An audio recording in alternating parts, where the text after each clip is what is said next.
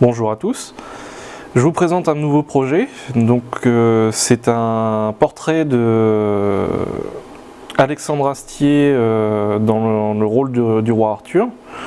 C'est plus par rapport à... J'avais envie de faire un petit truc sympa à propos du film qui va pas tarder à sortir, enfin on espère.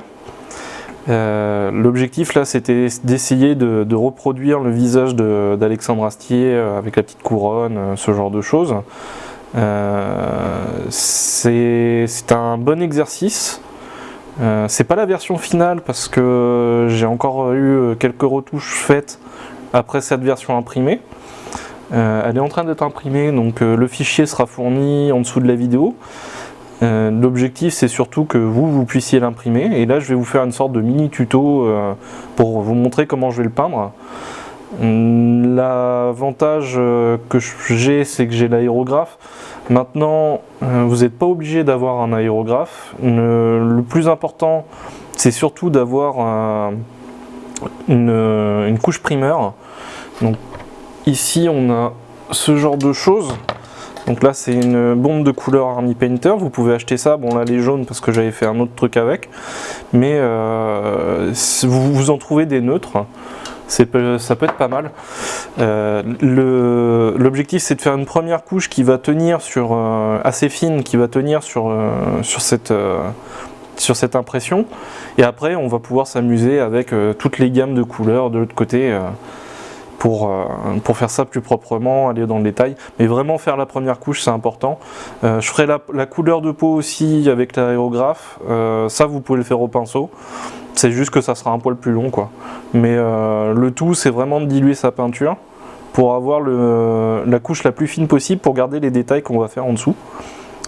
Donc ça me sert aussi un petit peu de prototypage, vérifier que ma méthode est la bonne pour la peindre. On va voir ce que ça donne, je vais me lancer. Je vous avouerai que je suis pas serein sur ce que je vais faire, parce que c'est pas la première fois que je fais cette méthode là, mais c'est la première fois que je vais l'appliquer sur un visage aussi grand, parce que d'habitude c'est plutôt sur des mini figurines de cette taille là, comme ceci, donc forcément la taille est beaucoup plus grande. On va voir si ça marche bien. Donc la première étape pour moi ça va être d'allumer le compresseur. Il était déjà allumé. Ensuite je vais utiliser le petit aérographe ici, lui mettre une couche de surface en gris. J'aime bien le gris généralement, là c'est un gris assez clair.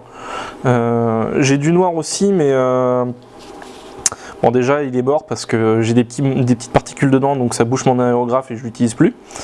Mais le noir en fait c'est bien pour tout ce qui est surface métallique, mais pour ce qui est de la peau c'est pas top quand on veut rajouter du détail après.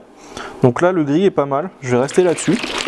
Sinon après ce qu'on peut faire c'est éventuellement utiliser des peintures classiques comme ceci. Ces peintures là on peut les diluer assez fortement pour pouvoir les mettre dans l'aérographe. Donc je vous expliquerai ça après parce que je vais le faire avec la peau. Hop là. Donc première étape, mettre la primeur. Donc là j'ai pas besoin de faire entre guillemets petit mélange à côté, parce que c'est fait pour ça. Cette peinture est faite pour ça. Il n'est pas très bien nettoyé l'aéro, mais bon c'est pas grave. Donc ce que je vais faire c'est que je vais commencer par entre guillemets mettre une petite couche tout doucement dessus, et puis après je vais aller de plus en plus fin. Le but c'est pas de faire des gros pâtés quoi.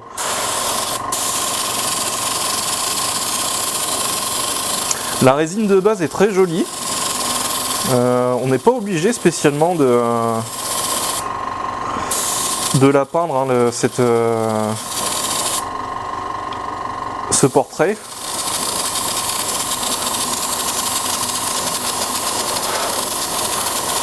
Mais moi j'ai envie de rajouter un peu de réalisme au truc. Puis comme ça me permet de vous faire un petit tuto. Donc ouais, comme j'ai dit, hein, là je le fais à l'aérographe, vous n'êtes pas obligé de le faire à l'aérographe. Avec une bombe de peinture ça fonctionne aussi.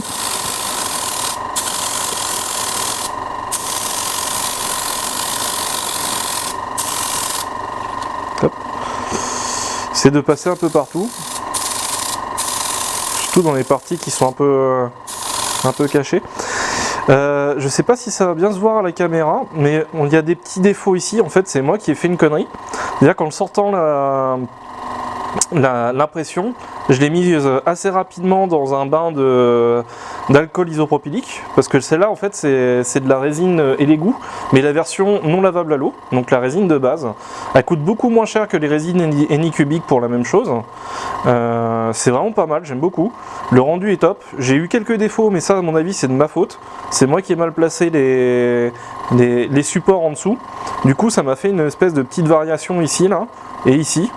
Maintenant le visage est correct et j'ai fait d'autres erreurs, notamment je l'ai imprimé de cette façon là et ce qui fait que j'ai perdu, je me suis retrouvé avec des couches là où je voulais pas, j'ai des couches visibles là où je voulais pas, donc là je suis en train de la réimprimer mais comme ça. Du coup je vais perdre, je vais garder plus de détails parce qu'au final on verra moins les stries, parce qu'il y a quand même des stries, hein, faut pas se le cacher. Maintenant c'est assez propre. Il n'y a pas trop de dégâts. Donc la bêtise que j'ai faite, d'une part c'est de l'imprimer comme ça, et d'autre part c'est qu'en fait en le sortant directement de l'imprimante et en mettant de l'alcool, ce que j'ai voulu faire c'est faire sécher légèrement, rapidement, pour enlever l'alcool sur l'impression avec un sopalin. Et donc j'ai foutu, déjà d'une part j'ai foutu les doigts ici, ce qui fait que j'ai des traces de doigts, j'ai mes empreintes ici et ici. Donc elle n'était pas solidifiée, j'avais directement les empreintes.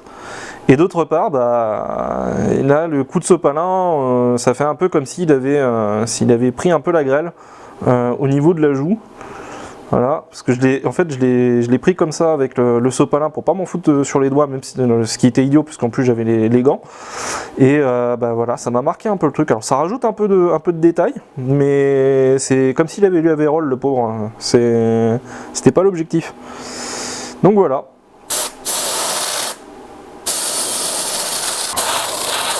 Bon, encore une fois, hein, dans ce que je dis, faites ce que je dis parce que je fais. Normalement, on doit mettre des gants. Hein.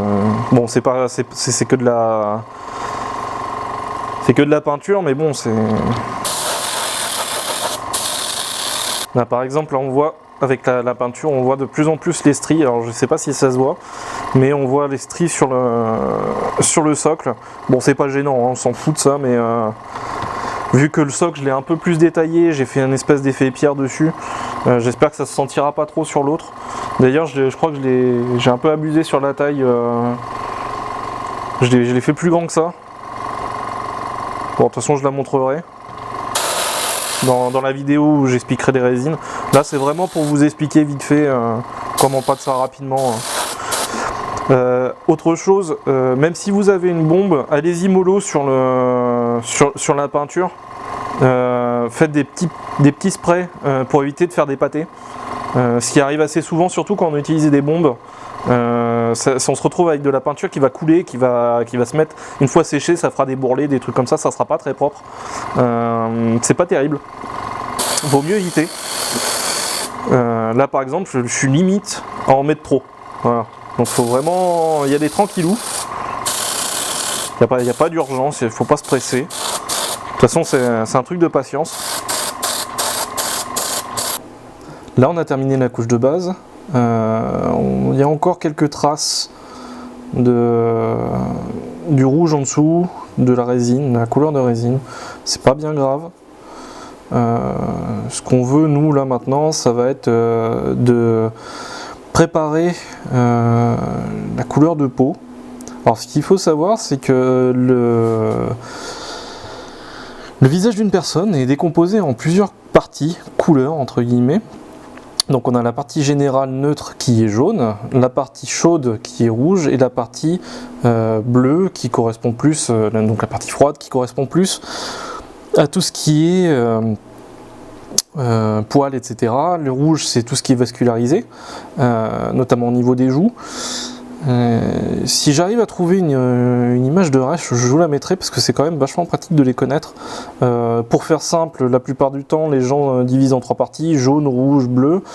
C'est un peu plus nuancé que ça en fait. Dans le rouge, il y a du jaune, dans le jaune, il y a du bleu, dans le rouge... Enfin bref, il y a certaines petites parties qui sont très intéressantes pour donner un sentiment plus réaliste à un visage. D'autant que derrière en fait on va essayer d'appliquer une fine couche de la couleur de peau pour garder cette couleur en dessous pour que ça puisse ressortir et donner ce sentiment uniforme de couleur de peau tout en ayant ces petits grains rouge, jaune et bleu. Donc on va commencer par préparer la couleur de peau. Ici j'ai plusieurs couleurs de peau, je pense que je vais faire un mélange. Je vais prendre du Barbarian Flesh et du Corpse Pale. Donc bon, ce sont des références, après vous faites ce que vous voulez au niveau des couleurs. C'est pas essentiel d'avoir les mêmes couleurs que moi, le tout c'est de vous faire plaisir sur l'aspect général. Donc le Barbarian Flesh reste quand même une couleur de base assez intéressante pour la plupart des peaux. Ça ressemble à ça fait une peau un peu rosée. C'est très exagéré, ça marche très bien pour de la figurine, mais j'aime bien mettre un peu plus de nuances sur ce genre de portrait. Là par exemple c'est un truc Vidzef. Voilà, ça fait le taf entre guillemets sur le produit, mais vaut mieux faire des petits mélanges avec des valeurs intéressantes. Donc pour faire un petit mélange, je vais utiliser ce genre de peau. Ça c'est de la récup, hein. Dedans il y a de la sauce taille, des trucs comme ça. Mais bon, c'est pas, s'en fout du moment que c'est nettoyé. Ça marche très bien. Hop là. Donc je vais déjà préparer la solution pour l'aérographe, mais ça va me servir aussi de référence pour la couleur derrière. Donc la première partie, je mets des petites touches de couleur. Ça à l'intérieur en fait c'est rempli à 2/3 d'eau déminéralisée pour éviter de créer du calcaire dans ma buse. Et le reste de l'autre tiers c'est de l'alcool hydropylique. Ça permet de diluer la peinture, de diluer les pigments et de garder ça assez fluide. Voilà, c'est pas encore assez... c'est encore trop rose.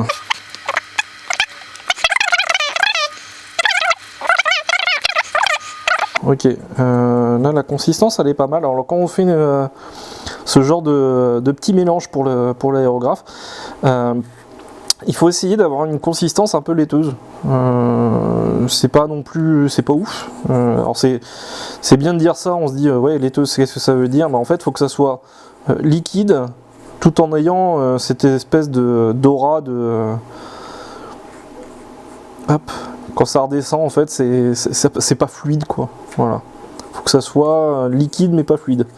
Je sais pas si ça aide. Je vais la laisser de côté. Je vais utiliser une palette humide. Alors pour faire simple, une palette humide, c'est une palette qui permet de garder la couleur en dessous. C'est-à-dire que la peinture, on va la poser dessus. Et vu que ça, c'est un petit film qui laisse passer l'eau dans un sens, eh bien ma peinture ne va pas sécher. Ce qui est plutôt pratique quand on travaille longtemps avec des peintures et ça évite de gaspiller, parce que j'ai horreur de gaspillage. Du coup, c'est vraiment pas mal. Le seul désavantage que je peux trouver à ça, bah, c'est la consommation déjà de film. Et d'autre part, c'est que des fois, bah, tu as l'impression que c'est quand même c'est hydraté, mais ça l'est pas. Donc c'est un peu chiant. Tu te retrouves vite avec ta peinture qui perd en qualité. Donc je vais prendre du rouge, peut-être pas du Dragon Red parce que c'est un peu foncé. Prendre du rouge, voilà, du pur red. Je vais en mettre ici, toc, petite goutte. Je vais faire pareil avec du jaune. Et puis du bleu. Alors en bleu, ouais, le blue crystal c'est pas mal. Le blue crystal c'est plutôt pas mal. Hop là, je pose ici. Tac. Ensuite, je vais prendre un petit peu de ça. Tac, tac, tac. Comme ça, je vais mélanger un petit peu. Ça va me garder un peu la couleur. Ça m'évitera surtout d'avoir un truc trop marqué. Ça sera un peu plus délicat au niveau de la couleur. Ça c'est du pinceau pourri, hein. On s'en fout complet de ce pinceau là. Ça me sert généralement pour faire mes mélanges. Essayez pas de mélanger quand vous avez des beaux pinceaux avec vos beaux pinceaux, parce que ça, déjà d'une part vous risquez de remplir cette partie là et de bousiller littéralement vos poils. Quand on a un beau pinceau qui coûte un peu cher, c'est un peu dommage de le niquer pour faire du mélange. Donc n'hésitez pas. Regardez, moi j'ai une boîte remplie de pinceaux à la con. Ça coûte que dalle à acheter. Il y a des packs à 3-4 euros. Vous embêtez pas à bousiller vos beaux pinceaux quand vous avez ce genre de truc. Là, on mélange aussi. Ah merde. Allez, essuie mon pinceau. Je vais me retrouver avec du orange. Super. Bravo Maurice. Voilà. Ça ira mieux là. Alors quand vous nettoyez un pinceau, évitez de le racler contre les bords de votre truc, enfin notre récipient à nettoyage. Ça a la tendance à bousiller les poils. Bon, cela je m'en fous, mais quand c'est un beau pinceau, il vaut mieux éviter. On va utiliser un pinceau complètement explosé. Ça marche bien normalement. Je l'avais fait sur le Ragnaros. D'ailleurs, si vous regardez en dessous de la vidéo, il y a des liens, notamment des liens sur Cult et Thingiverse. Ces liens en fait vous permettent de voir un peu. Généralement, je poste en dessous, dans le lien Thingiverse du modèle, le lien d'un petit tuto que je faisais avant. C'est des petits tutos pour expliquer un petit peu comment je fais pour peindre, etc. C'est sur LinkedIn, c'est des articles LinkedIn. Première partie, donc je vous ai dit, hein, trois parties, mais c'est pas exactement comme ça, hein. Donc là, hop, je mets du jaune ici, je vais mettre du rouge ici, et du bleu ici. C'est pas exactement ça à chaque fois. Il y a des petites nuances, par exemple ici on va mettre un peu de jaune sur les coins des bouches, c'est un petit peu sur les joues aussi. Tac, tac, sur le creux des joues là, ici, voilà, donner un truc un peu plus smooth, voilà.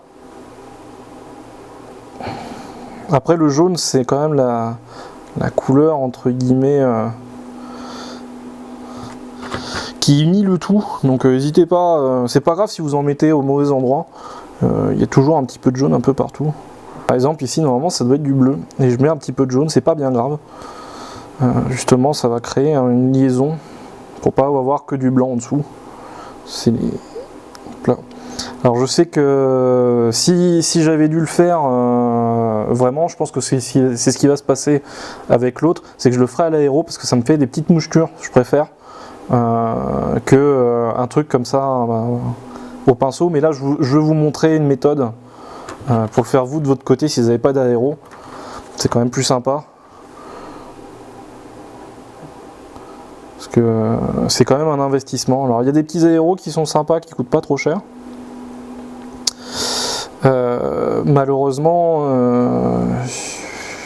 ou heureusement j'ai envie de dire, vous prenez pas la tête avec ça, hein. Si c'est pour faire de la peinture de temps en temps, l'aérographe c'est bien, mais c'est pas non plus le miracle qu'on peut nous annoncer. Ça permet de faire des trucs sympas, des liaisons, ce genre de choses, mais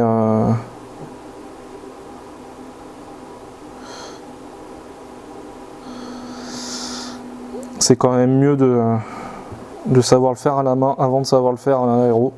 Si vraiment c'est votre passion, allez-y, hein. Franchement, moi j'ai pas regretté mon achat. Je suis parti sur un aérographe qui m'a coûté 80 € sur Mano Mano, enfin le compresseur d'air, pardon. Et l'aérographe en lui-même, je prends les trucs de base que je trouve, généralement c'est 30 balles.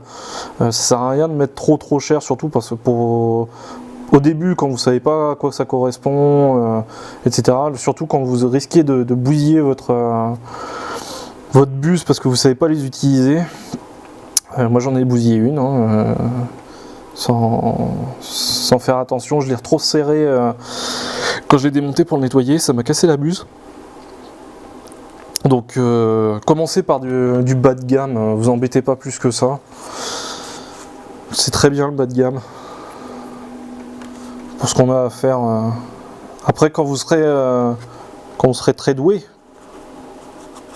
là faites-vous plaisir, prenez un bon aéro, mais au début vous emmerdez pas. Hein.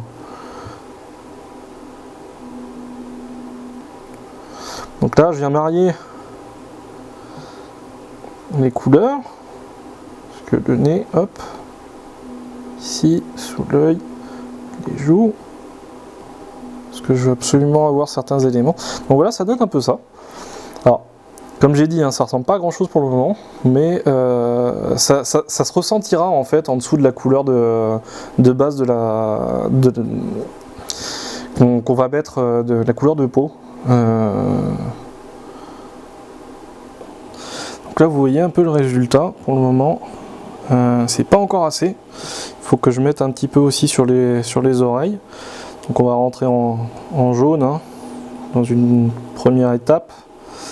Là on voit que la peinture c'est un peu barré parce que j'ai dû mettre le doigt dessus. Faire attention à ça. Voilà. Hop là. C'est pas, comme je disais, hein, c'est pas bien grave si vous mettez trop de jaune. Par contre là ouais, j'en ai mis un peu trop, faudrait que je vois pour remettre du gris. Bon non, je vais laisser comme ça, c'est pas gênant. Hop.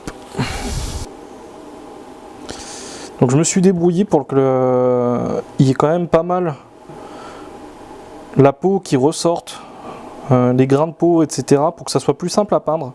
Je pense que vous apprécierez aussi, parce que ça permet, entre guillemets, quand vous faites presque un brossage à sec, d'avoir tout de suite les détails qui sortent.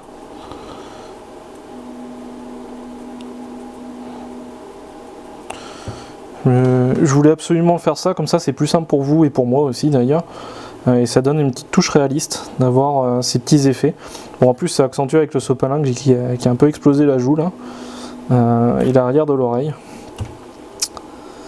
Donc là, j'ai avancé un petit peu parce que la vidéo a coupé. Ce que vous voyez en fait, c'est que j'ai déjà plus ou moins fait les parties bleues ici. Voilà. Il manque sous les yeux, très important, et le reste de la bouche. Voilà. Sinon, bah, ça se limite à ça. Hein. C'est pas très compliqué. Cette zone ici, cette zone là, voilà. Et où on aura fini la partie un petit peu mouchetage de la peinture. Donc je vais terminer vite zef.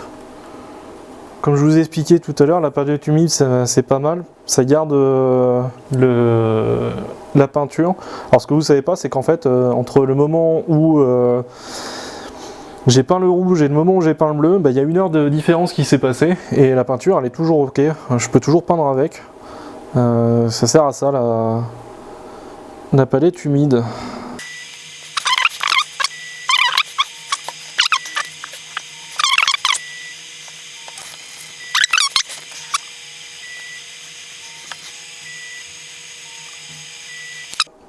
Donc cette phase là elle est terminée, maintenant on va peindre la peau, la couleur de peau dessus. Hop, essayez de vous la rapprocher. Ça fait pas la... Voilà. Donc on va peindre la peau dessus. Et en théorie, on regardera ces parties-là. Alors vous pouvez le faire, si vous n'avez pas d'aérographe toujours, vous pouvez le faire au pinceau. Alors c'est pareil, il faut bien diluer sa peinture, ça va demander plusieurs couches. C'est-à-dire que vous mettez votre peinture ici, vous faites votre traitement de peinture ici, et ensuite, avec de l'eau, vous venez diluer un petit peu. Si vous avez aussi du diluant, alors, petite chose, hein, ça c'est, comment dire, un diluant, c'est un médiateur. Pour information, ce médiateur là j'en ai eu pour je crois 5 €, un truc comme ça. Il y a une quantité assez importante. Les médiums qu'on vous vend comme ceux-là, ça il y a quasiment rien dedans et c'est la même chose. Hein. C'est la même chose et ça coûte une blinde. Donc vous emmerdez pas, allez dans une dans une petite boutique d'art et vous aurez tout ce qu'il vous faut au niveau médium, au niveau pinceau, etc. Vous emmerdez pas à acheter ça. Les peintures sont très bien, tout ce qui est encre aussi c'est génial. Les encres Citadel sont terribles. Mais tout ce qui est médium et compagnie, tout ce qui est vraiment consommable, les achetez pas. Hein. Les achetez pas dans ces marques-là.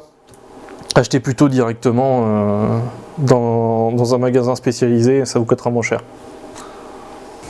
Ah, j'adore. Bon, là je vais reprendre ma peinture que j'avais faite avec pour la peau.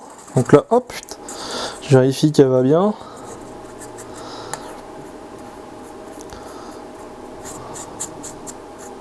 Voilà.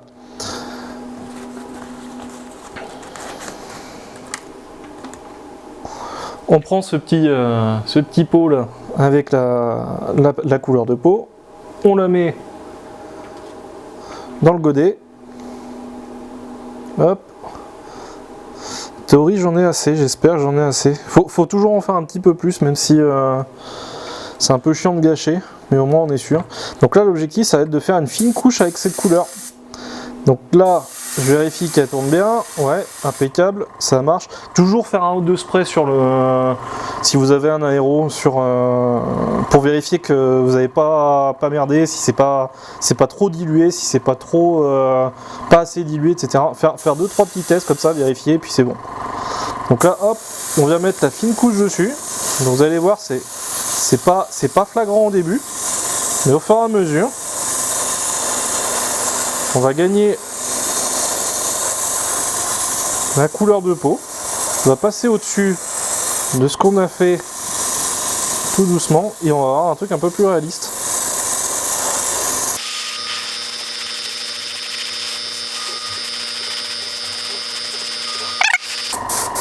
La première couche est terminée. Donc ça atténue pas mal les couleurs, mais on les sent encore en dessous. C'est ça le but.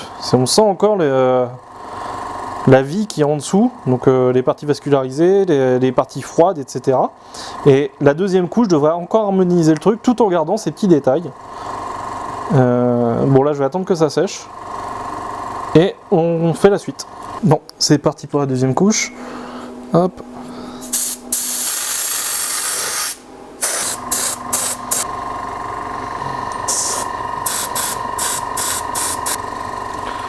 Voilà. Donc là, on va attendre que ça sèche encore une fois et puis on prend la dernière. Et ça devrait être bon. Et la dernière couche, hop.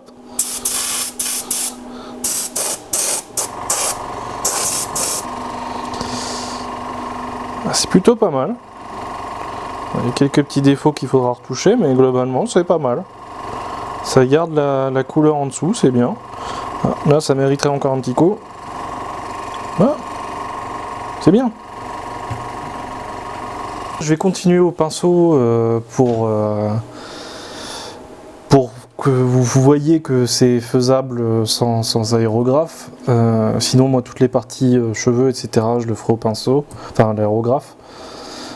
Là, pour faire simple, il nous reste les cheveux, la bouche, les poils, donc les cils, la barbe moustache, les yeux, le socle, le tour de cou et les petits machins là pour tenir le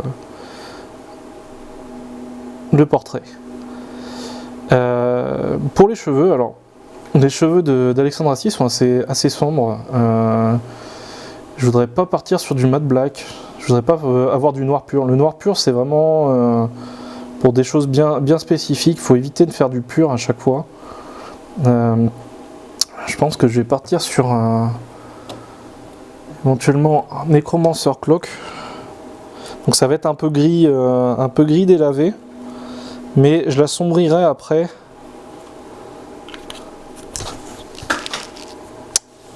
Ah. Donc je l'assombrirai après avec du noir, puis nul oil surtout.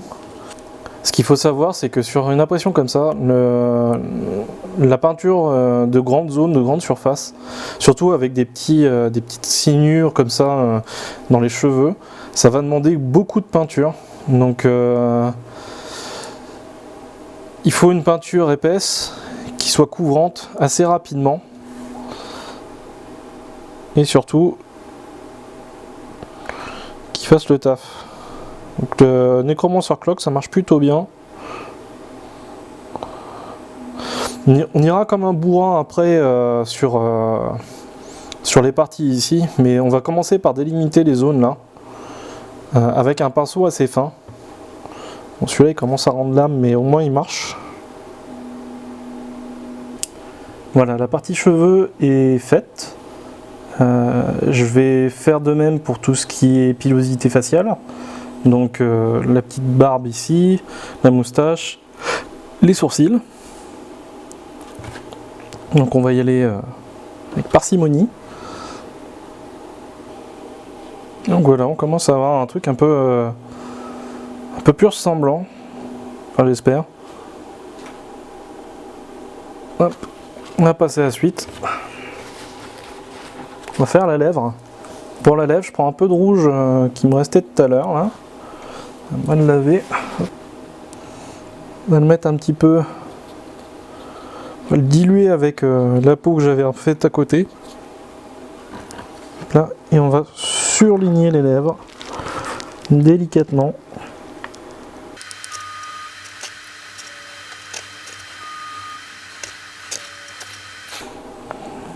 Tout, c'est pas d'y aller trop franco pour pas que ça fasse trop clownesque. Je pense que je peux en mettre un petit coup. Le but c'est pas qu'on ait l'impression qu'il y ait du rouge à lèvres, juste de marquer la lèvre simplement. Donc, je pense qu'on est pas mal là. Hop.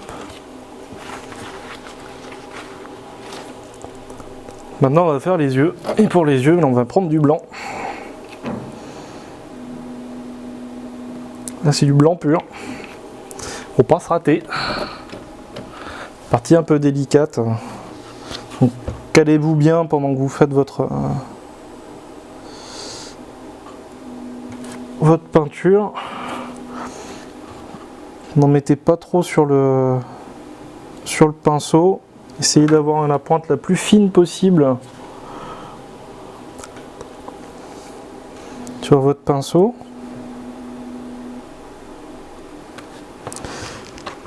Et on va essayer de pousser la peinture dans l'œil. Hop. Donc là les parties sont secs. On va faire la petite couronne qui est au-dessus. On verra après pour les yeux. J'ai pas trop envie de les faire maintenant. Faire le tour de cou, le socle. Donc les grosses parties qui ne nécessitent pas spécialement d'être super précis. Voilà, sauf pour la couronne. La couronne ça va être sympa, on va faire une base color avec un marron un peu foncé. Type un peu cuir bien foncé, et derrière on va faire toutes les dorures. Ça devrait être pas mal, ça devrait être joli. Donc on va commencer par, hop, je prends du Furborn, c'est pas mal, je pense. La couleur devrait être pas mal. En plus de ça, je vais lui mettre une shade dessus pour faire ressortir les éléments. Donc une shade, qu'est-ce que c'est? C'est en fait une peinture très liquide qui permet de relever les creux. Donc je vais faire ça en premier lieu, c'est-à-dire passer le Furborn, attendre que ça sèche, mettre la Grax, donc en shade, je pense que je vais mettre la Grax Earth Shade. En fait c'est une shade noire, enfin marron pardon, la shade noire c'est la Nuloin. Ça va bien assombrir ces parties là, je pourrais faire les dorures derrière, mais en attendant je ferai par plusieurs étapes. Donc première étape, le Furborn, hop.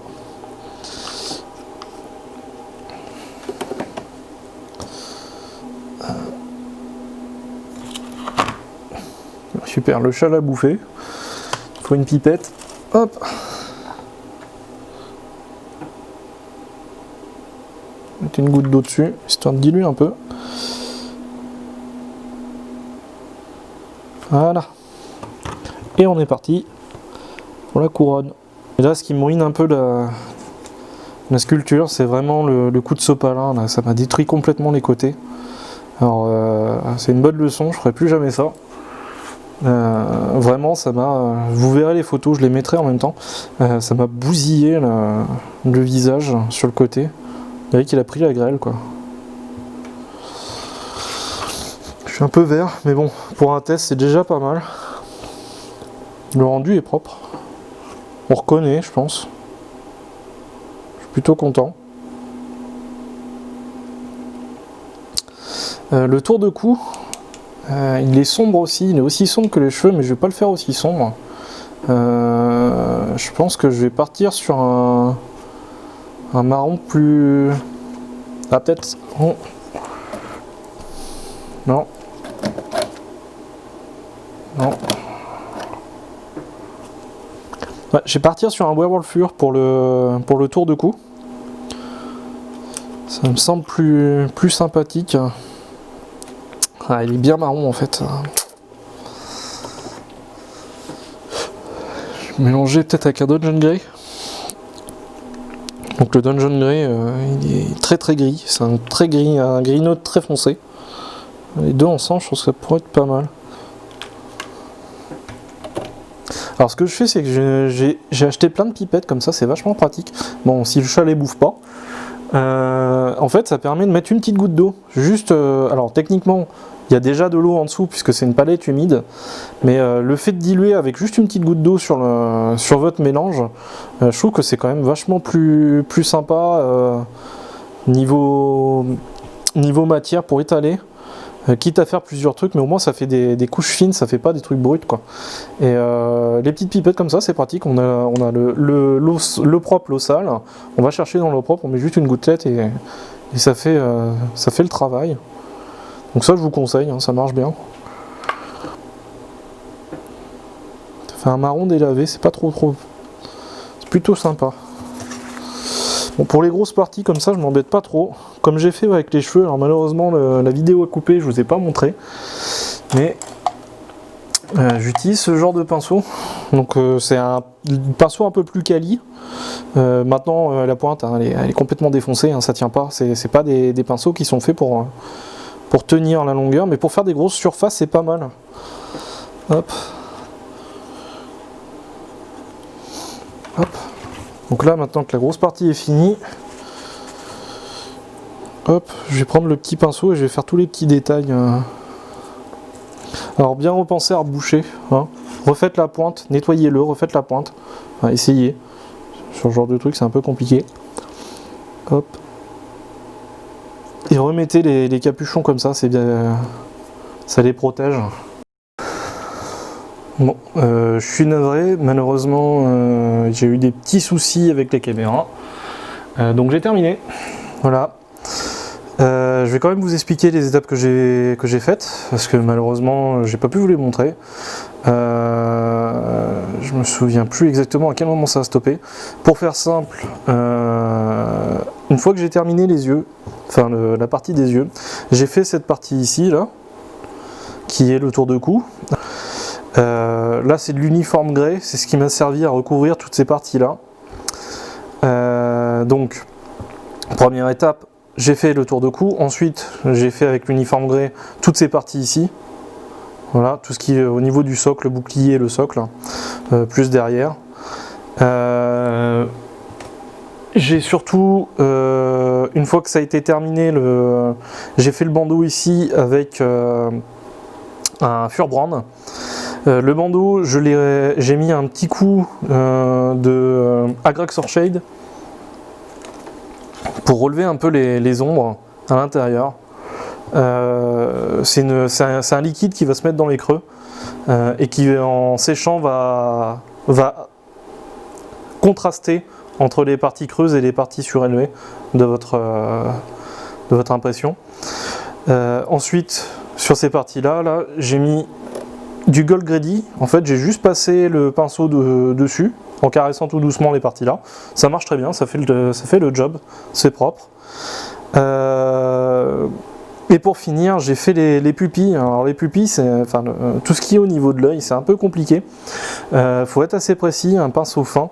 J'ai serré d'abord l'œil en lui faisant un fin coup de pinceau ici, avec un pinceau très précis, ces petits pinceaux là, avec une pointe très très fine de noir pur.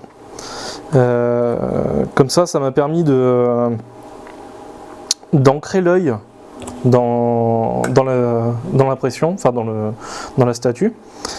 Ensuite, j'ai mis un point marron ici, donc vu que monsieur Astier a les yeux marrons, je me suis permis de mettre avec cette couleur là qui est du Wax Brown. C'est un marron très foncé. J'aurais pu essayer de faire une espèce de petite dégradé de couleur à l'intérieur.